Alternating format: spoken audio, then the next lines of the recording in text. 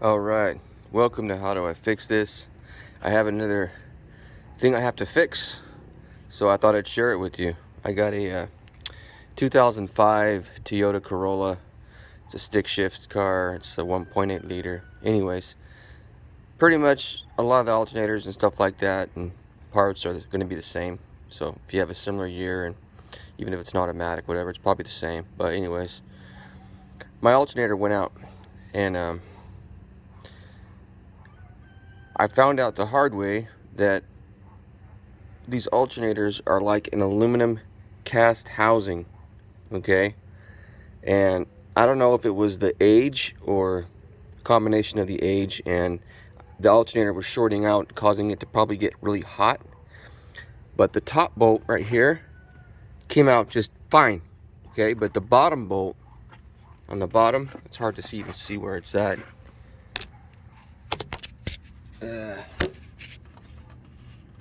See that bottom bolt? And it looks all jacked up because, man, we rounded it off trying to break it loose with the breaker bar. It would not budge. We used penetrating oil. We used a torch on the other side, heating it. We even tried to weld on another, bolt head to start over and get another good grip on it, and it still wouldn't budge, and it just broke off. Yeah, so now I'm resorting to trying to cut this alternator out, because that's the only way I know of to get this thing out of here so I can install a new one. So now I have to cut. Now I used a sawzall, okay, with a 6-inch blade on the other side, and it was a process, and I'm going to explain how to do it. But now I got to do this side over here. I haven't done it yet. Anyhow,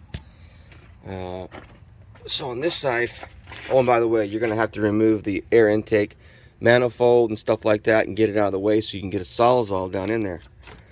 See, so you can get this thing down in here. It's quite a big area. I mean, a big tool, so you got to, move that stuff out of your way. And then, the way I started was I had to rotate this alternator down as far as it would go without damaging this AC line. You got to be careful on this job. You don't want to damage your AC. And I got good AC in this car. I don't want to mess it up. And unfortunately, the way they designed this setup on this car is the air conditioning pump, which is right here, is like, whoops, it's like right below the alternator, man. It's like a 1/2-inch gap. It's really crazy. Anyway, so it makes it difficult. But cutting through is not that bad because, like I said, it's cast aluminum, so it's not a very hard metal. It's very soft metal, aluminum, and it's easy to cut through.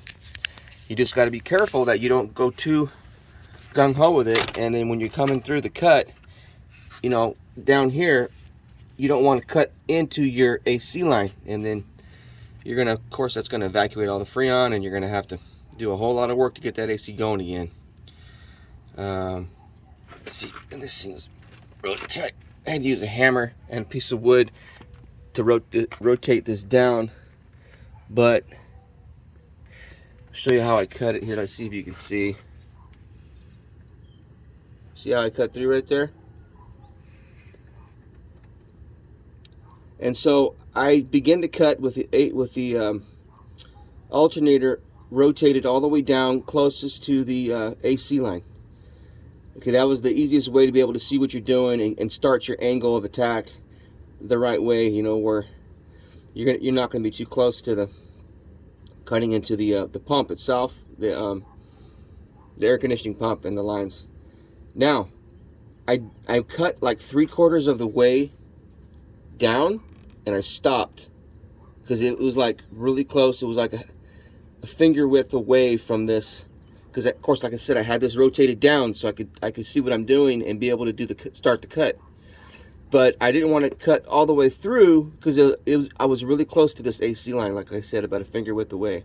So once I got 3/4 of the way cutting through that bracket, that's part of the alternator, I went ahead and rotated the alternator all the way up almost to where, the top bolt threads in. And I rotated this all the way up back to where this is at. And then I went from the bottom. So I just got my sawzall and I went from the bottom and cut through the rest of the way.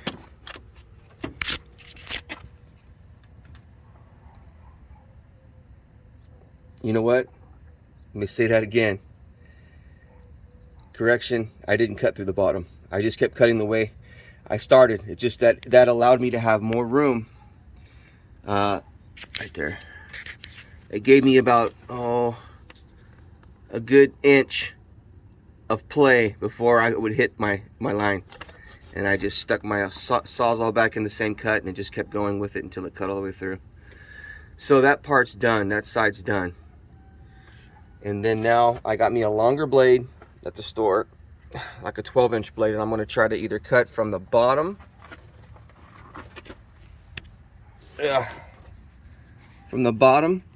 going into that side there, or maybe from the top. I don't know yet. I may have to rotate that alternator down again. I'm gonna try to figure out whatever is easier. Like I said, you still have electrical lines coming off of your and plugs coming off your air conditioning pump. So when you cut on this side here, you're gonna have to be aware of that as well. You don't damage anything. Yeah, this is quite a job, man. But this is my little work car. It's good on gas, and I got to get it going again. So here we are having fun again. So if you have this problem, that's what you're gonna have to do, more than likely. Especially if you can't, that bolt's so seized, nothing's working. So I hope it helps if you're in this situation. And I'm gonna add more to the video right now as I cut the other parts away to get this thing out. Okay, so for cutting the other side, the left side of the alternator bracket all the way through, this is the best way. Rotate the alternator all the way forward to where it's gonna come up against the AC lines, and get your sawzall in there with your 12-inch blade this time. Instead of a 6-inch, you can use a 12-inch blade. Make sure it's a blade that's for general purpose, like construction, through metal and wood at least, which I have. So it'll cut through metal, cut through that aluminum. And you're gonna actually pop that blade in your old cut from the other side, and you're gonna try to cut through. See, I got through one part of it. I'm almost there. You just gotta watch like your drive belt area. I think this is the best way. You can see what you're doing. I try to come up from the bottom, on the side here, and to the bottom, but you're too close to those lines, and the vibration of the back edge of that blade, it might do damage to the line. So I decided to do it this way, and it seemed like it's going to work. When I cut through and get it out of there, I'll show it to you. All right, success. It cut clean through it without damaging anything. Now, again, you're still going to have this bolt going through, and there's little portions of the bracket left, but at least now you have a big open spot where you can get there's wood here from beating on that. Now you can get like a die grinder, or a regular electric grinder with a 4.5-inch blade, and get down in there and finish cutting the remainder of this off carefully. That way you can get the bolt out, and I'll show you how to do that as well when I do it. But at least the alternator is now out of the dang car, man. And there's my cut. And you can see, yeah, it's just aluminum, cast aluminum. So, later, bozo. Alright, so I started using a sawzall on that one, on the remainder of the bracket that's left. Okay, you got a piece over here and a piece right here. The one I'm concerned about is right here, because that's where the thread is. That's where the bolt threads into, is this part right here. You can see it. See the bolt threading in there? Okay. So, my thought is cut this part off, okay, get a punch, drift punch, and knock it with a hammer, and knock the bolt clean through this way. And then you could just pull that right out. It'll just come right out with the bolt. and you'll be ready to go. You'll be done. But the Harbor Freight 6-inch blade I was using on the Sawzall for metal, it was a metal blade, but it is having a hard time. And it looked like, I don't know if the bolt is maybe hardened, grade 8 or something, but the blade couldn't, it just wasn't holding up. It wasn't cutting through. So I bent 2 blades trying to do it.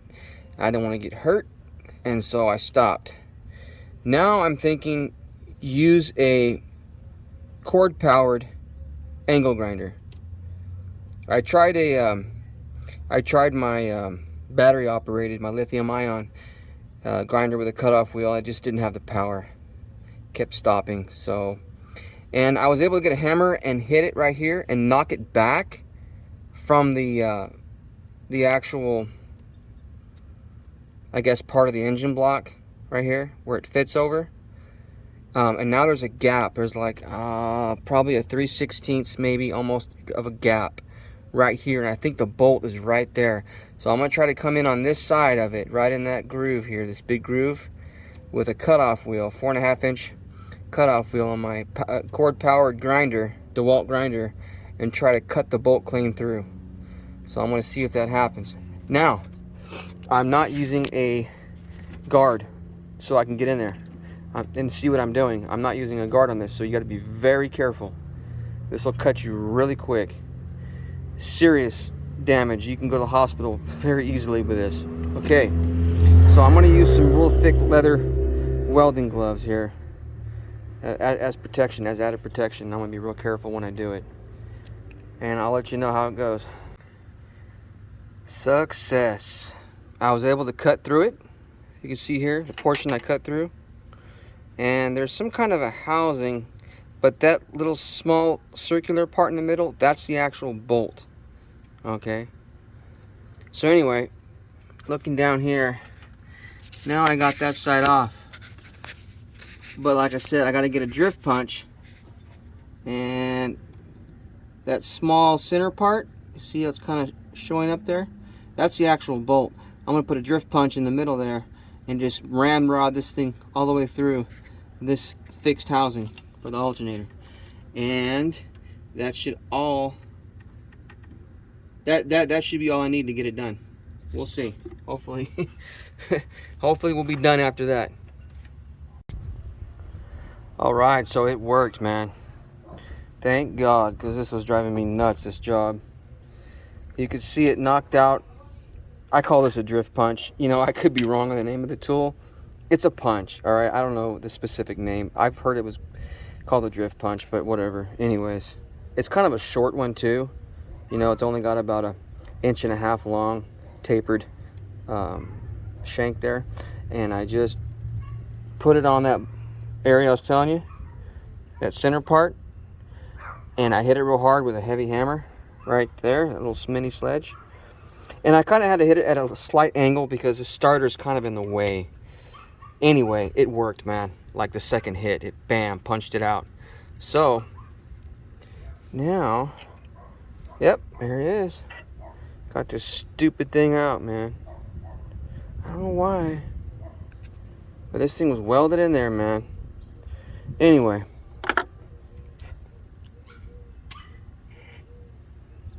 so there's the other piece of that aluminum, cast aluminum housing for that starter. I'm sorry, not starter, alternator.